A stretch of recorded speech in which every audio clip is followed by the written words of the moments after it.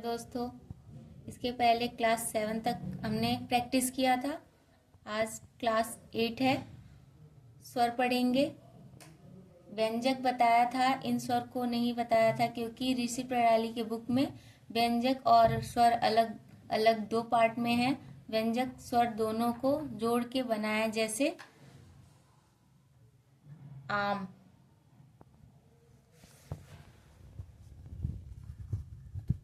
आ जो है ये स्वर है, आप लोगों को पहले से पता भी होगा, ये स्वर है। और म जो है ये व्यंजक है, व्यंजन है। तो अभी हम म जो है ये व्यंजक पढ़ेंगे। स्वर अभी हम नहीं पढ़े हैं, कब तक हम पढ़ेंगे ये आपका क्वेश्चन होगा, कब तक पढ़ेंगे। तो चलिए आपको बताते हैं। स्वर दो प्रकार के होते हैं।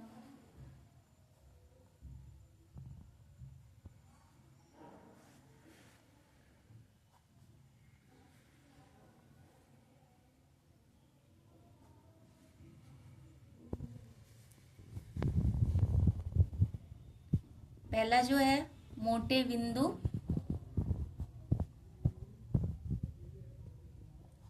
व मोटे डैश।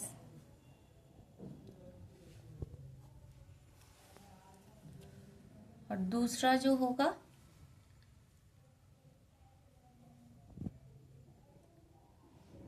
हल्के बिंदु व हल्का डैश।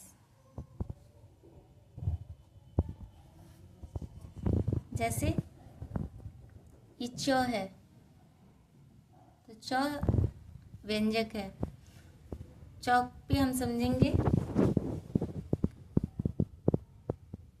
और जो बिंदी यहाँ पे हम लगाएंगे मोटे बिंदु का, वो बहुत ज़्यादा डार्क नहीं करना, ओवर नहीं करना है उसको।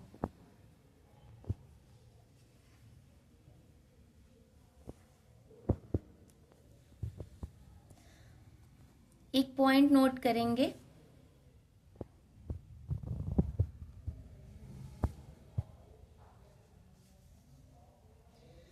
एक पॉइंट नोट कर लीजिए।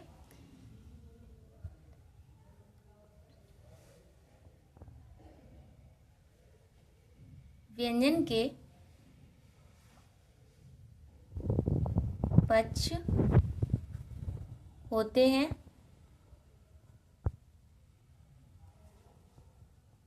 हर पक्ष में मात्रा लगाने की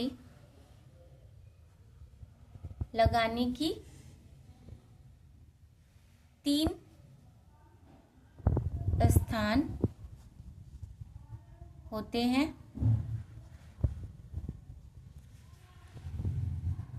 जैसे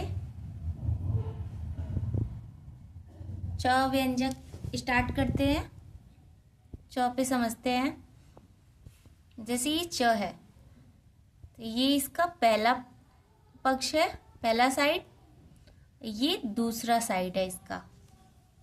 जैसे ये च बना है, first second third, first second third. शायद आप लोगों को समझ में आ रहा होगा पक्ष का, इसका साइड, ये पहला साइड और ये दूसरा साइड है।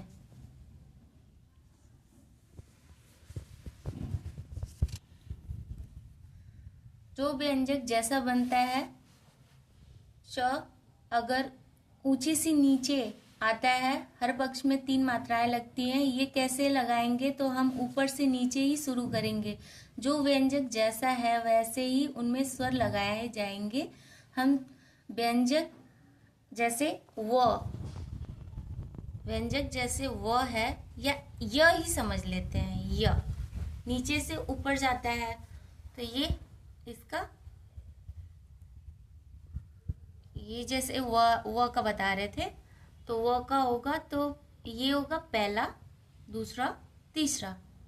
साइड में पहला दूसरा तीसरा। य का देख रहे थे, तो य का होगा पहला दूसरा तीसरा, ऐसे। आप समझ सकते हैं। अब मात्रा समझने में आप सभी को परेशानी नहीं हो रही होगी। चलिए आगे देखते हैं।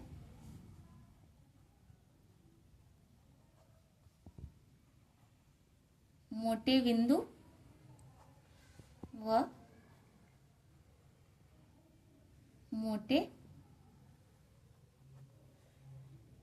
डैश।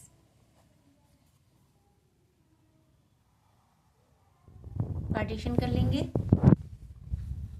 जैसे हम इधर समझेंगे ठ ले लेते हैं, ठ व्यंजक। इधर भी ठ ही ले लेते हैं।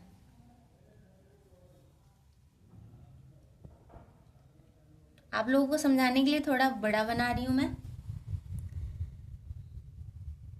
ये हो गया पहला, दूसरा और यहाँ तीसरा। पहला, दूसरा और तीसरा। और मोटे डैश में आते हैं, इसको भी थोड़ा बड़ा बनाएंगे, आप लोगों को विजुअल हो, देखने में सही से दिखे। पहला, दूसरा, तीसरा। पहला, दूसरा, तीसरा। अब जैसे पहला यहाँ लगाए हैं ठ में, तो इसको हम क्या पढ़ेंगे? इसको पढ़ेंगे हम अठ। मैं लिख भी देती हूँ, समझ में आए। अठ। दूसरा पढ़ेंगे एठ। फिर तीसरे नंबर पे एठ और तीसरे नंबर पे पढ़ेंगे इठ। जैसे समझ सकेंगे आप लोग, बता देती हूँ।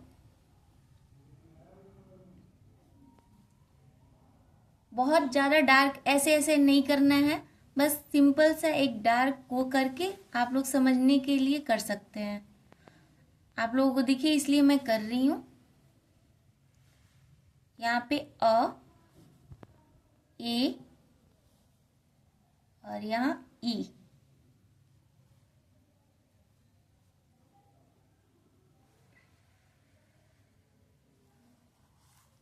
यहाँ पे अ, ए, ई।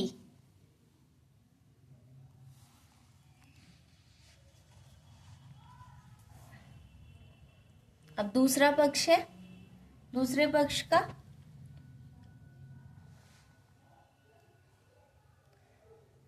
डैश,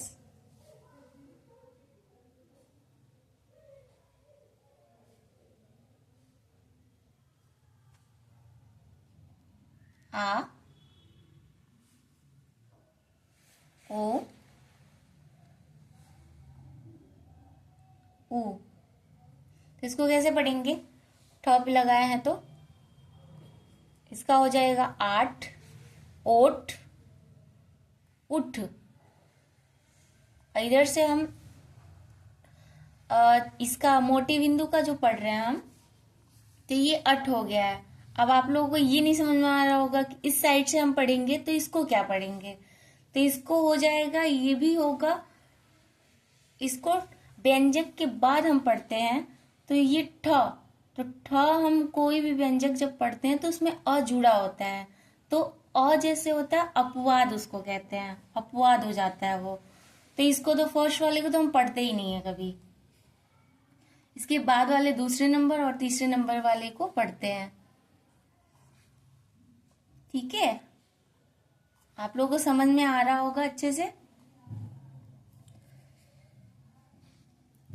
पहला स्थान यूज ही नहीं करते क्योंकि कोई मतलब ही नहीं है, अपवाद होता है, तो इसलिए यूज ही नहीं होता कहीं शॉर्ट हैंड में। चलिए प्रैक्टिस कर लेते हैं।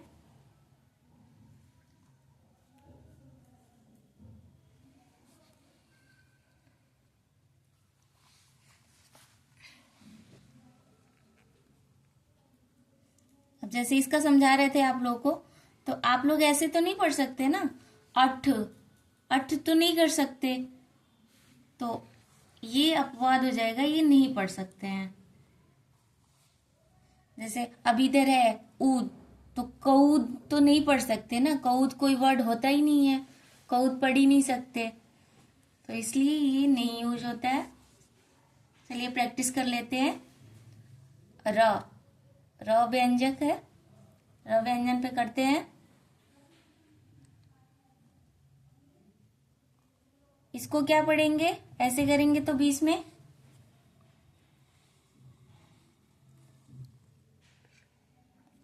एर पढ़ेंगे, इसको एर, एर।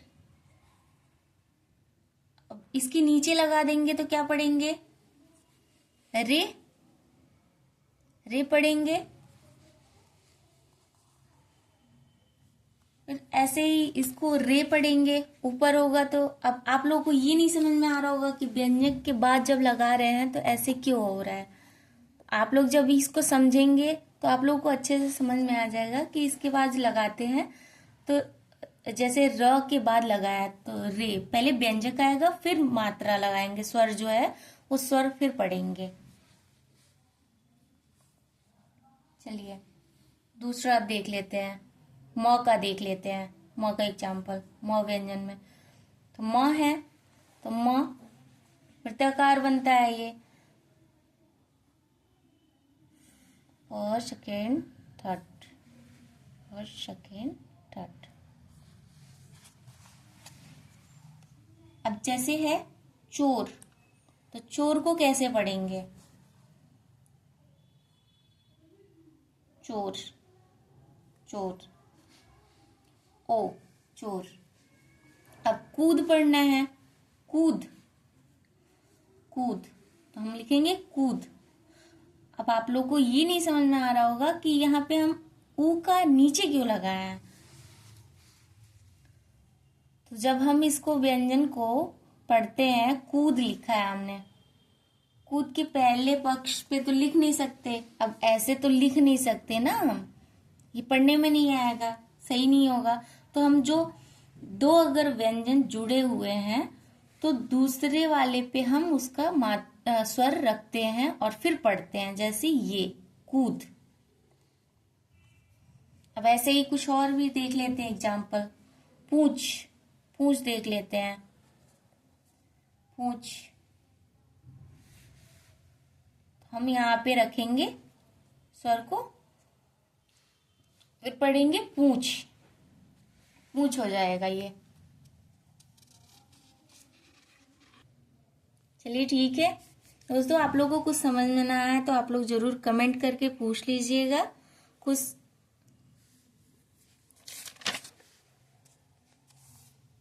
समझ में ना आए तो आप लोग पूछ लीजिएगा। और इसके बाद मोटे बिंदु, और मोटे बिंदु का हो गया। अब हल्के, हल्के बिंदु और हल्के डैश का आगे के वीडियो में मिलेगा, वीडियो क्लास 9th में, तो इसको प्रैक्टिस कर लीजिएगा। समझ में ना आए तो कमेंट जरूर करिएगा और प्रैक्टिस जरूर करिएगा।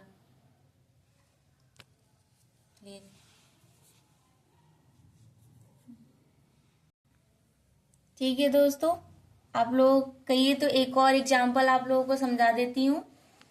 आप, इसको क्या पढ़ेंगे, फर्स्ट पे लगा दिए तो आप, फिर ईंट का पढ़ना है तो ईंट, ईंट हो जाएगा यहाँ पे, ईंट।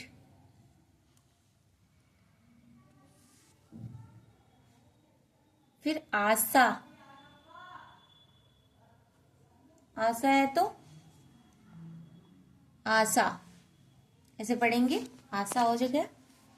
थैंक यू दोस्तों, वीडियो को लाइक एंड सब्सक्राइब जरूर करें, कमेंट जरूर करें। कुछ नया जानना है तो जरूर कमेंट करने, कुछ और भी जानना हो या कुछ समझ में ना आ रहा हो, सजेशन हो कुछ तो अपना कमेंट करिए। चलिए थैंक यू दोस्तों।